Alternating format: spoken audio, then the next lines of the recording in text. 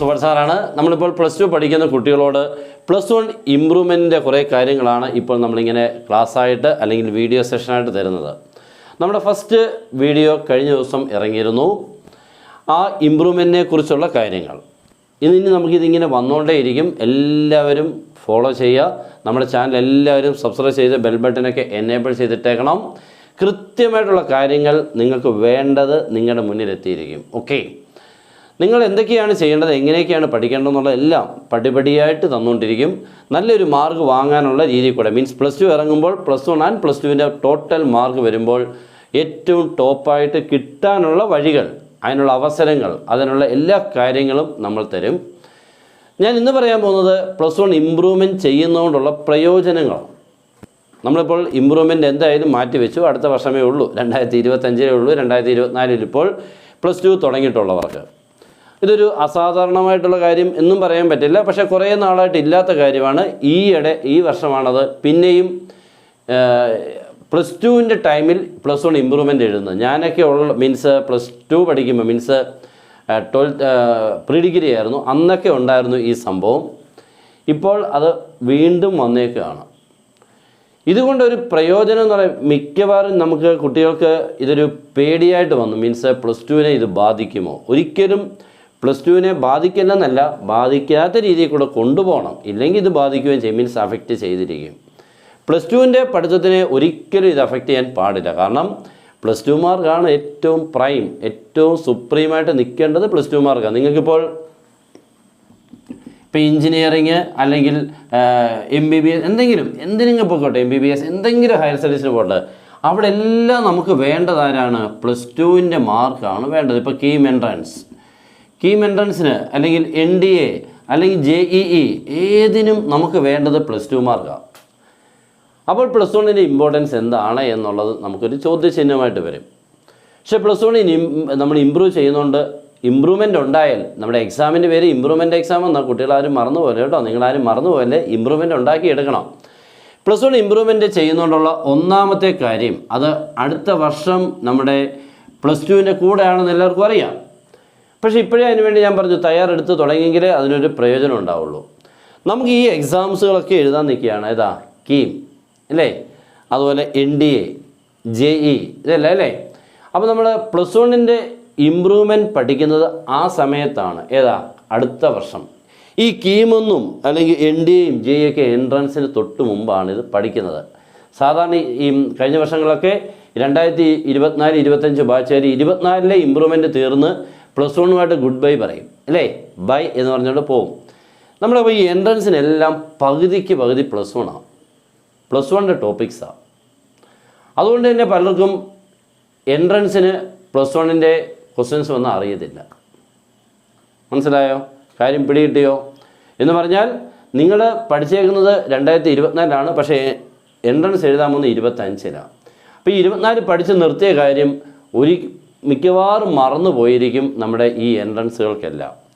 അപ്പോൾ ഒന്നാമത്തെ ഏറ്റവും പ്രയോജനം എന്ന് പറഞ്ഞാൽ, നിങ്ങളുടെ എൻട്രൻസുകൾക്ക് ഇതൊരു വളരെ പ്രയോജനം ചെയ്യും. അതുകൊണ്ട് മാക്സിമം ആൾക്കാരും ഇത്തിരി മാർക്ക് ഒത്തിരി ആണെങ്കിൽ വേണ്ട, ഇത്തിരി കുറവാണെങ്കിൽ ഉറപ്പായിട്ടൊന്ന് ഇമ്പ്രൂവ്മെൻറ്റ് ചെയ്തേക്കണം.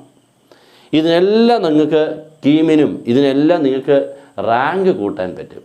ഓക്കെ, അതാണ് വേണ്ടത്, റാങ്ക് കൂട്ടാൻ പറ്റും. പക്ഷേ നമുക്ക് +2 മാർക്ക് മാത്രം മതി. ഈ മാർക്ക് അപ്ലോഡ് ചെയ്യും. നമുക്ക് 2 രീതിയിൽ കൂടെയാണ് ഇതിൻ്റെ എൻട്രൻസിന് എടുക്കുന്നത്, പ്രത്യേകിച്ച് കീമിൻ്റെ കാര്യത്തിൽ.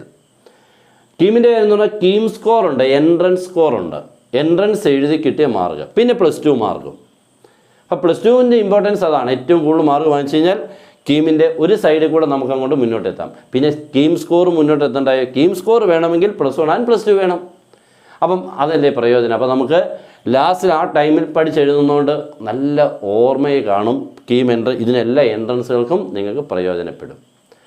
ഓക്കെ, അപ്പോൾ എനിക്ക് തോന്നുന്നു ഇത്തിരിയൊക്കെ മനസ്സിലായെന്ന് തോന്നുന്നു അല്ലേ? കുഴപ്പമില്ലല്ലോ, മനസ്സിലായ കാര്യം എന്താണെന്നുള്ളത്.